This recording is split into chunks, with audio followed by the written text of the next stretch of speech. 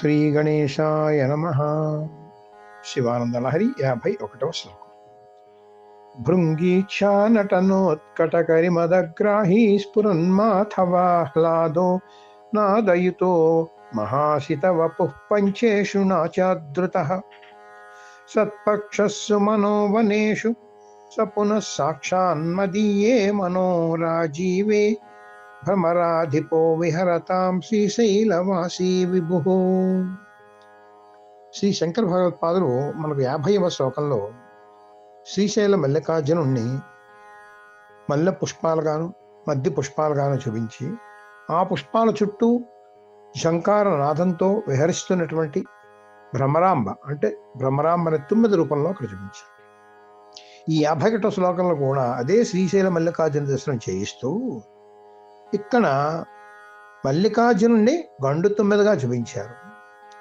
ఈ గండు 9 అయినటువంటి మల్లికార్జునుణ్ణి అలాగే మామూలుగా మనకు వ్యవహారంలో ఉండేటువంటి భ్రమరాధిపమైనటువంటి అంటే 9ల రాజు అయినటువంటి మామూలు 9ని ఇక్కడ పోలిక చెప్తూ ఈ 2 లక్షణాలు కూడా ఒక్కొక్క పదంలో కూడా నిక్షిప్తం చేసి మనకి ఈ శ్లోకం అందిస్తున్నారు అన్నమాట. అంటే ఇప్పుడు ఈ శ్లోకంలో ఉండే ప్రతి పదంలో కూడా ఒకటి శివపరంగా అర్థం మనం చెప్పుకుంటాం. అంటే భ్రమరాధిపతి అంటే ఇక్కడ భ్రమరాధిపతి భ్రమరాంబ యొక్క పతి అని ఒక అర్థం వస్తుంది. రెండవది భ్రమరాధిపతి అంటే భ్రమరములకు రాజు గండు 9 అంటారన్నమాట. ఈ 2 అర్థాలు కూడా మనం ఇక్కడ చెప్పుకోవాలన్నమాట. ఇక్కడ ఇంకో చక్కటి మాట వేశారు చూసారా, మదీయ మనోరాజీవే భ్రమరాధిపో విహరతాం శ్రీశైలవాసీ విభుః అని చెప్పారు. నా యొక్క మనోపద్మంలో నువ్వు ఓ 9 అంటే భ్రమరాధిపుడైనటువంటి ఓ 9 అయినటువంటి ఓ శివ చక్కగా విహరించు. శ్రీశైలవాసీ విభుః శ్రీశైలంలో ఉండేటువంటి మల్లికార్జున నా మనోపద్మంలో నువ్వు విహరించు అని ఇక్కడ చెప్తున్నారు అన్నమాట. అది ఒక్కొక్క పదంలో ఉండేటువంటి రమ్యత ఒకసారి మనం చూద్దాం. మొట్టమొదట భృంగీచ్ఛా నటనోత్కటః, ఇది శివపరంగా ముందు చూద్దాం. భృంగి అనేటువంటి వాడు ప్రమదగణాల్లో ప్రధానమైనటువంటి ఒకడు. ఆ భృంగి అని పేరు గలవాడు అనమాట. శివుడు ప్రదోష సమయంలో తాండవ నాట్యం చేసే ముందర ఈ భృంగి అనేటువంటి వాడు వేదిక మీదకి వచ్చి ఇప్పుడు మహాశివుడు నాట్యం చేస్తాడు అని ప్రకటిస్తాడు, అనౌన్స్ చేస్తాడు అనమాట. అంటే భృంగి వచ్చి నాంది ప్రస్తావన చేశాక శివుడు వచ్చి నాట్యం చేస్తాడు. అంటే భృంగి ఇచ్ఛ ప్రకారము నటనకు ఉద్యుక్తుడైనటువంటి మహాశివుడు అని అర్థం. భృంగి ఇచ్ఛా నటనోత్కట అంటేను అది శివపరంగా. ఇప్పుడు 9 పరంగా చూద్దాం. భృంగి అంటే ఆడు 9. ఆడు 9 ఇష్టానుసారం నర్తించడంలో అంటే తిరగడంలో ఎక్కువ ఇష్టపడేటువంటి భృంగాధిపతి అంటే గండు 9 9ల రాజు, అది 9 పరంగా చెప్పుకుంటాం అన్నమాట. తర్వాత కరి మదగ్రాహి, కరి అంటే ఏనుగు అనమాట. శివుడు గజాసురుణ్ణి సంహరించారు కదండి, గజాసురు యొక్క బలగర్వాన్ని అణిచిపెట్టేసారు కదండి.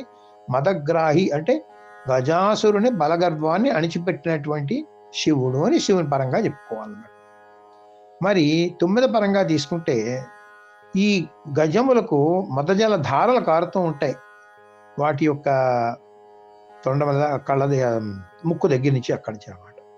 ఆ మదజల ధారలు కారుతున్నప్పుడు వాటికి 9 ఆకర్షించబడి 9 ఆ మదజల ధారల్ని గ్రహిస్తూ ఉంటాయన్నమాట. అంటే మత్త గజానికి ఉండేటువంటి మదజల ధారలు కారుతుంటుంటే వాటిని ఆ 9 గ్రహిస్తాయన్నమాట. దాన్ని కరిమదగ్రాహి అంటారు అని 9 పరంగా ఇక్కడ అర్థం చెప్పుకోవాలి. ఇప్పుడు స్ఫురన్ మాధవ ఆహ్లాద, మాధవ ఆహ్లాద. మాధవుడు అంటే మహావిష్ణువు మనకు తెలుసు కదండి. ఆయన మోహిని రూపంలో ఉన్నప్పుడు ఆ విష్ణుమూర్తిని అందు చాలా ఇష్టపడినటువంటి వాడి శివుడు అనమాట. స్ఫురత్ అంటే ప్రకాశించుచున్న మోహిని రూపుడైనటువంటి విష్ణుమూర్తి యందు ఆనందం కలిగి ఉన్నవాడు, ఆహ్లాదం కలిగి ఉన్నవాడు అని శివుని పరంగా మనం అర్థం చెప్పుకోవాలన్నమాట. సౌందర్యలహరిలో హరిస్త్వామారాధ్యత్ ప్రణత జన సౌభాగ్యజన్నీం పురానారీ భూత్వా పురరిపుమని శోభమనయతో అనేటువంటి శ్లోకం ఉంది. దానిలో ఇదే భావన మనకు కనబడుతుంది అన్నమాట.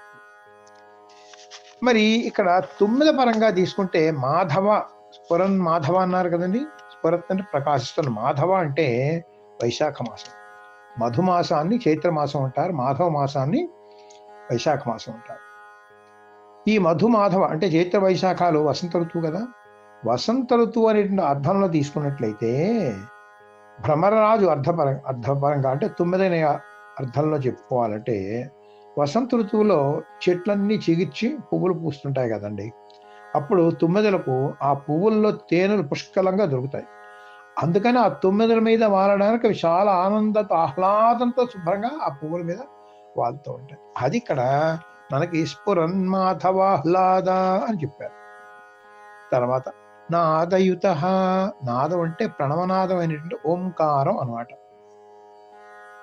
మనకి ఓంకార మంత్రం తెలుసుకోండి. ఓంకార మంత్ర సంయుక్తం నిత్యం ధ్యాయంతి యోగినః కామదం మోక్షదం తస్మై ఓంకారాయ నమో నమః అని మహాన్యాసంలో చెప్తుంటారు కదా. అంటే నాదయుత అంటే ప్రణవనాద ప్రతిపాదితుడైనటువంటి మహాశివుడు అనేటి. ప్రణవనాదమే శివస్వరూపం కదండి, ఓంకారమే శివరూపం కనుక అది శివుని పరంగా అర్థం చెప్పుకోవాలి నాదయుత అంటే. మరి ఇక్కడ నాదయుత అంటే ఝంకార ధ్వనితో కూడినటువంటి తుమ్మెద. ఆ తుమ్మెద తిరుగుతుంటే ఝుమ్ అనే శబ్దం చేస్తూ ఉంటుంది కదండి, అది నాదయుత అంటే ఇదే అక్కడ అర్థం ఉంది. తర్వాత మంచి మాట, మహాసితవపు. దీన్ని 2 విధాలుగా విడదీయాలి. శివపరంగా అయితే మహాసిత వపు అని.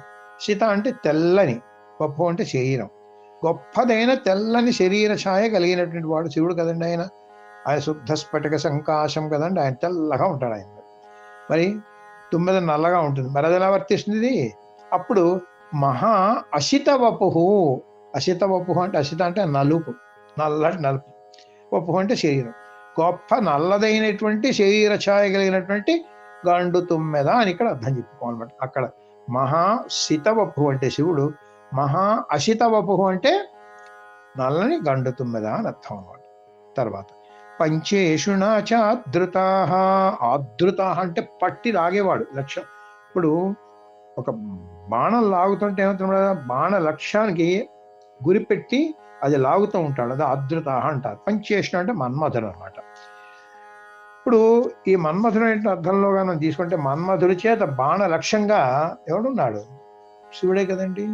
బాణ లక్ష్యంగా అంటే శివుణ్ణి లక్ష్యంగా చేసుకొని మన్మథ బాణం వదిలేరు. అప్పుడు ఆయనలో ఒక రకమైన స్పందన కలిగింది. ఆ కథ అంతా మనకి తెలుసు.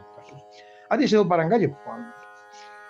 ఇక్కడ శృంగార భావాలు, ఉద్దీపన భావాలు కలుగజేయాలంటే వసంత ఋతువే కదండి. ఎందుకంటే వసంత ఋతువులో పువ్వులు, తుమ్మెదలు ఇవన్నీ నేపథ్యంలో ఉంటుంటే ఆ భ్రమరరాజు పరంగా అర్థం చెప్పుకున్నట్లయితే ఆ తుమ్మెదలు, ఆడ తుమ్మెదలు, మగ తుమ్మెదలు కూడా వసంత ఋతువులో చుట్టూ పువ్వుల చుట్టూ తిరుగుతూ ఆనందంగా ఉంటుంటాయి అన్నమాట. అది పంచేషణ అంటే ఇది కూడా మన్మథ మాసం కదండి. మన్మధుడు అనేటువంటి వాడు సహాయకారిగా ఉంటేనే వసంత ఋతువు. ఎందుకంటే ఆయన వసంత ఋతువు ప్రధానమైన ఋతువు కదండి.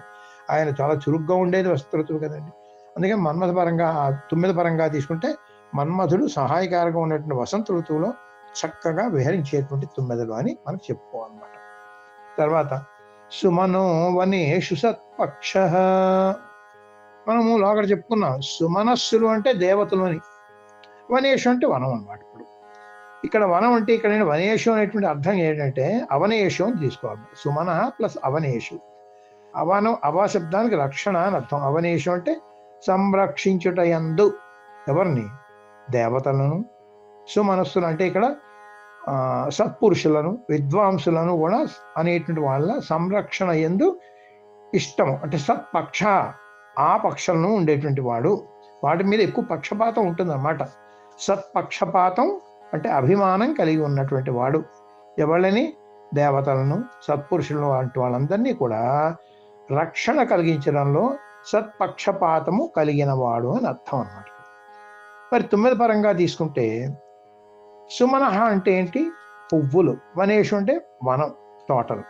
పువ్వులు ఏమో తోటల్లో ఉంటాయి కదండి. మరి అందుకని సత్పక్ష అటువంటి పువ్వుల మీద, అటువంటి వనాల మీద అభిమానం కలిగినటువంటి అని భ్రమరరాజు పరంగా మనం చెప్పుకోవాలన్నమాట. భ్రమరాలు కూడా పొల తోటలో ఎన్నో పువ్వులుంటే, ఎంత ఎక్కువ పువ్వులుంటే అంత ఇష్టం. అటువంటి వనాలకి అవి కూడా పెడుతుంటాయి కదా. అందుకని సుమనో వనేషు సత్పక్ష అని అక్కడ అర్థం చెప్పారన్నమాట. ఈ విధంగా మనకు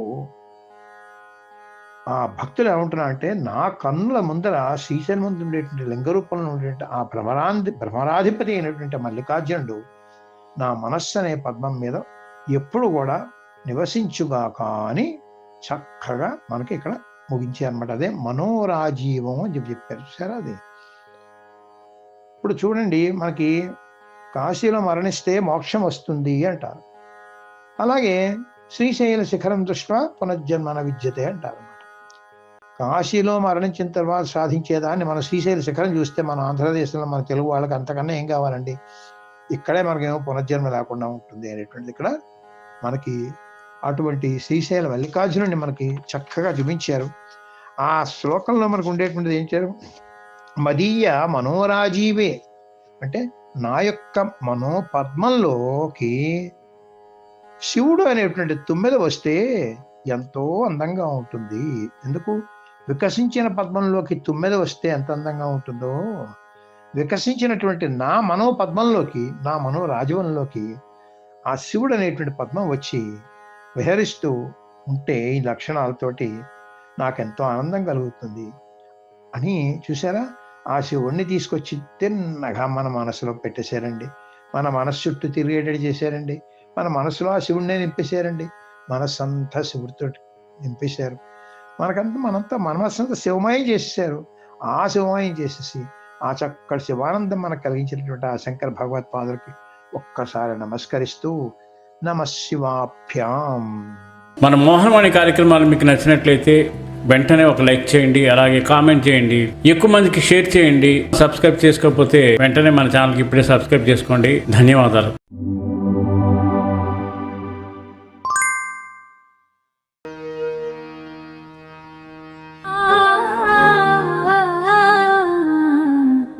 మోహనవాణి మదిని దోచే